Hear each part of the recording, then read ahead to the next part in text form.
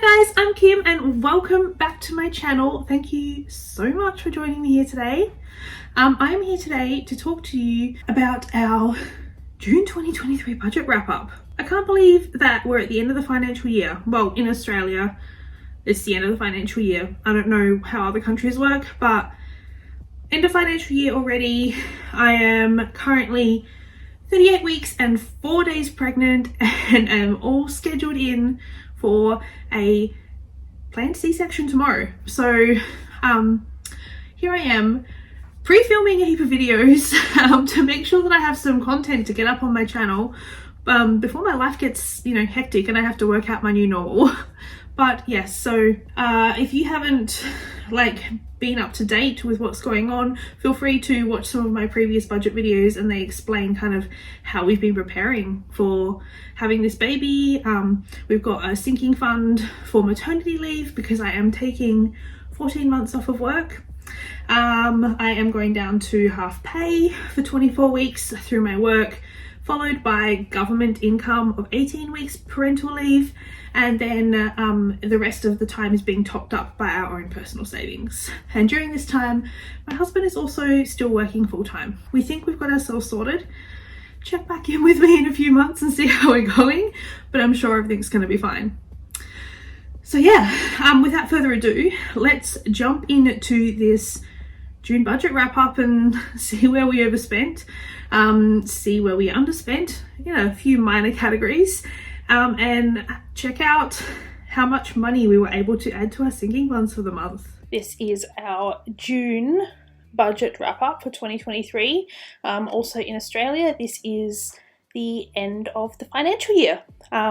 So yeah, as of July, we will be starting a new financial year. Right, so as per usual, I'm going to take you through what our budgeted income was, what our actual income was, and then I'm going to run you through what all of our budgeted line items were, first what we actually spent and what the difference was, and I'm going to run you through our sinking funds, and I'm going to give you a percentage breakdown of where we spent our money, and then quickly talk you through our net worth for the month. So this was our first month where Ben and I were both salary monthly paid employees, because for those of you who haven't seen my previous video, Ben has just started in a new role and went from weekly paid to monthly paid. We've had to kind of adjust our budget a little bit accordingly, but on the bright side, we know that now every single month he will be getting the exact same amount of money instead of when he was on wages and his shift work kind of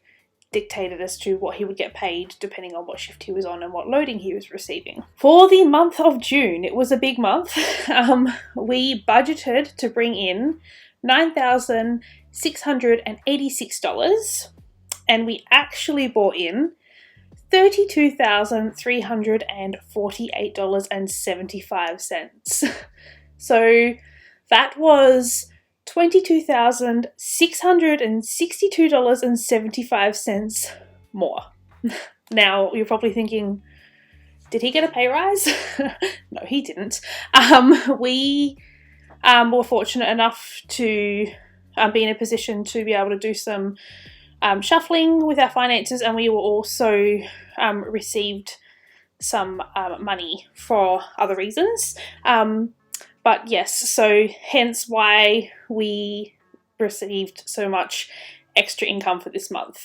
It's going to be very, very helpful for us because I am currently 38 weeks and 4 days pregnant and I'm officially on maternity leave and I'm taking 14 months off of work. I am fortunate enough that I will be getting 24 weeks of half pay through my employer, which is very, very helpful.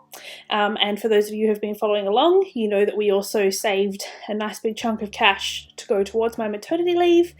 And then on top of that, we also, in Australia, are entitled to some government funding for up to 18 weeks. So we're in a fortunate position. I know that not everyone is in the same position, but we should be able to comfortably get through the next 12 months and still have extra income and have a little bit of disposable income to still do the things that we want out of life and enjoy, but still making, you know, smart choices, right? All right, so now I'm going to talk you through each item and let you know where we under and overspent. So we planned to spend for our mortgage for the month $2,730. And we actually spent $2,902.34, which was a difference of $172.34. That came into the refinancing side of things. So when we refinanced, our mortgage payments slightly went up, but now we know like where we're sitting for the next 12 months and exactly what our repayments are going to be. Sorry, I'm very, very, very out of breath, so just bear with me. For our utilities, for electricity, we planned to spend $125 and we actually spent $200 because electricity is going through the roof at the moment and it's going up by 25%. So that was an overspend of $75. Gas, budgeted $125, spent $125, spent $75 on water, $250 on council rates, $300 on our Foxtel and internet, $126 on my mobile phone, $51 on Ben's mobile phone, which was $34 under what we'd planned for the month. So that kind of helped to balance out the extra spend from the electricity. For our insurances and registrations for the month, they all pretty much went up this month, but I'd already put it into the budget because I had notification prior to. So for health insurance, we spent $109. Home and contents insurance, we spent $145.74. My car insurance, we spent $68.08.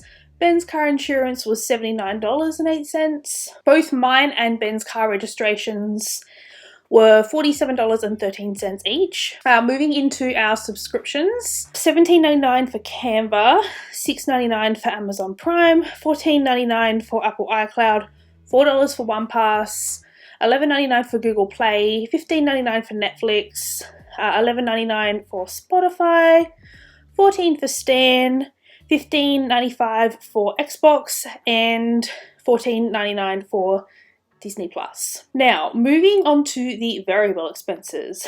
As always, gone over budget in multiple areas. This last month of being pregnant has been so bad for me, just being lazy and not cooking at home, not being organised, not being prepared, and us heavily spending money on dining out and takeaway.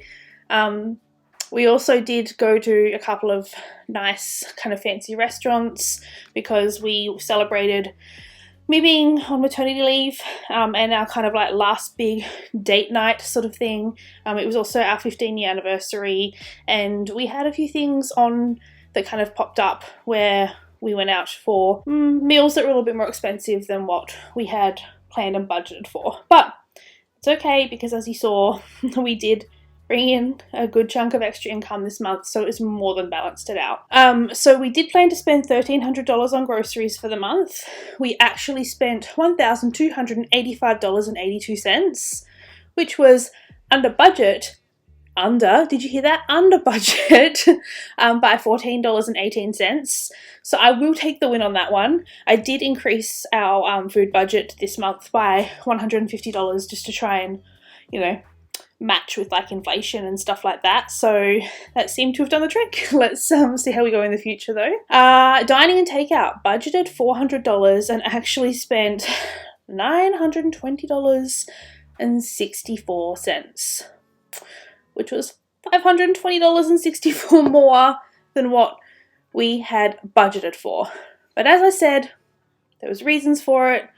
I've always got an excuse. I'm always justifying it to myself. Baby will be here, like literally, as I'm speaking right now. Baby will be here tomorrow. So, like, I'm having a planned C-section, and I know that as of tomorrow onwards, our lifestyle is going to change, and that dining out and takeaway budget is not going to be what it used to be. So in my head, I'm still justifying it to myself as the fact that we're just kind of taking advantage of the last bit of time that we had to do that kind of stuff. But yes, so tomorrow is baby day. By the time that you're watching this, our baby boy will be here already.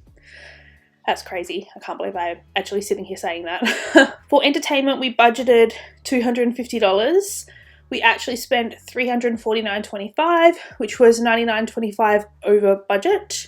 Splurge money, we budgeted $968, and we actually did $1,044, which was $76 over budget. Now, the reason the splurge was over budget was because when Ben got his first salary pay in, it included a little bit of like back pay from the previous hourly paid role, which meant that his portion of the income bumped up a bit. And for those of you who are new here, the way our splurge money works is we take 5% of each other's incomes and give it to each other every single month as no questions asked spending money. So a total of 10% of our income per month gets split up between the two of us, and we can do whatever we want with it without having to consult the other person, which is, you know, it works really well for us. So we did plan to spend $7,609.04 for the month of June, but we actually spent $8,416.87, which was an overspend of $807.83 for the month. So moving on to the sinking funds. We have added an extra line in here and changed a few things up because we have got some things coming up in the near future that are a bit exciting.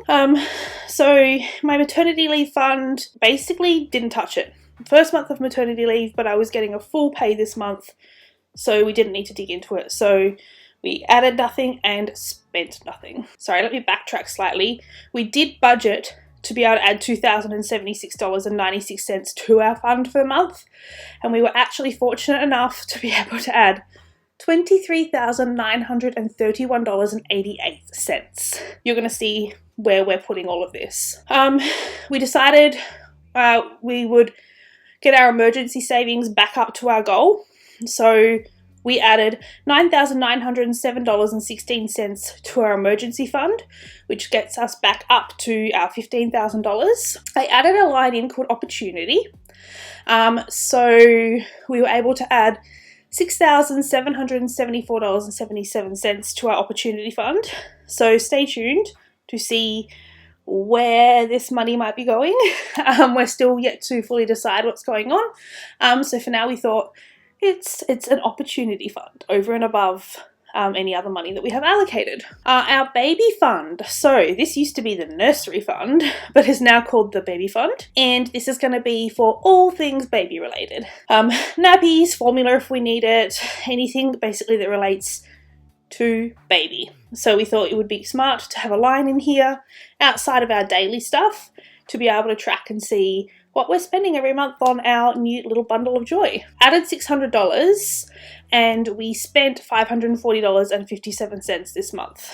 But that was on things like getting some more nappies. We ended up buying a playpen for him. We subscribed to a Love Every subscription for development toys, and just a few bits and pieces like that. And, you know, when I was fluffing around in the nursery and setting it up, there were a few like last minute things that I was like, oh, need that, need this, you know, all that kind of last minute stuff. And this month we also made the decision that this year in September, we will be going to the AFL Grand Final. So for those of you who are not Australian, the AFL Grand Final is the Australian Rules Football League big end of year Grand Final, big bash. It's like, I don't know, one of Australia's biggest sporting events of the year. And my husband's team that he goes for is doing really, really well this year. And we thought like it might be a good year to go over and see a game, and in the hope that his team makes it to the grand final, and if not, it'll be an experience for myself. He's been before with some friends, but this year we'll be going together, and yeah, so that's interstate for us, so we have to buy tickets, accommodation, we have to get there, we're going to be driving, not flying, and things like that. So we are going to the grand final this year. So that is what that line is. So that used to be my holiday line, but that kind of is our holiday this year, I guess. Gifts. So added 100, spent nothing. Car maintenance, added 155, spent 369 and 6 cents. So I had a car service done this month. Christmas, added 100, spent nothing. I normally like to start doing my Christmas shopping around now, so maybe next month I might start doing a bit of Christmas shopping. We'll see what happens. In miscellaneous, added 300, spent 312.83. Medical, added 100, spent 71.70. For dog medical, added nothing, spent nothing. Home improvements, likewise, added nothing, spent nothing. Clothing, added 150, spent 110.99. For credit card fee, added nothing, spent nothing. Still waiting for that fee to come out. I thought it would have already come out by now. Dog grooming and food. Added 100, spent 105.42. Personal grooming, added 300, spent $308.20. Garden, added nothing, spent nothing. I decided to max out these funds with the extra income that we got, just so I know that the money's going to be there for the rest of the year when these things are due. So these are like our annual kind of subscription coverage sort of things. So for our ambulance cover, added 123. For our RAA, which is our roadside assistance, added 100. Emergency service levy, added 57. Dog registration, added 50. And for our Ring doorbell subscription, added $14.95.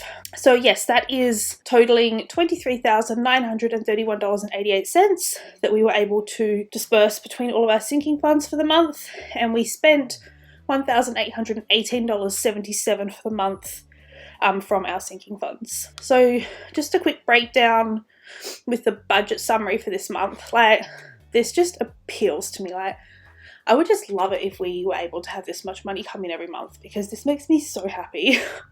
Our debt for the month, the total percentage put towards debt was 8.97%. Utilities was 3.48%. Insurances and registration was 1.53%. And subscriptions was 0.40%. Daily living expenses was 8.40%. Splurge was 3.23%. And sinking funds was a whopping 73.98%. Like, how amazing does that sound? Like, yeah, I was able to casually just add, like, you know, almost 75% of my income to savings this month. No biggie. Joking. Oh my gosh, how cool would that be? But yeah, so that was a big deal to be able to actually see that figure like that there for the month. Yeah, just feels really nice. So moving on to our net worth tracker. So the way that the net worth tracker works, it is a total of all of our assets minus all of our liabilities. When I total up all the assets that we have, it comes to a total value of $865,683.21. And our liabilities is just our mortgage, which is $417,611, giving us a current net worth $448,072.21. The previous month was $425,510.62, with a total net worth increase for the month of $22,561.59. So that's like amazing. So a huge jump. Obviously, we all know the jump is because of the extra income that we had, but yeah, it feels great. So yeah, that's kind of... Okay, so that was it. That was my July 2023 budget wrap up. Ended the financial year with a bang, added over $23,000 to our sinking funds. I'm feeling really comfortable with where we're at currently financially. I feel like we're going to smash this next, 13 months I have off of work, and we're still going to live life. We're going to learn to be parents. We're going to, still do things that we enjoy. Hopefully, we'll see what happens. We're going to adjust to the new normal. And if you haven't already, make sure you check out my June budget plan so you can see how we've adjusted our budget to have a bit of a less income for that period of time. If you liked the spreadsheet that I used, it is actually available in my Etsy store, which is linked down below for a very small fee. It is an instant download to Excel, and it comes pre-populated with all the formulas.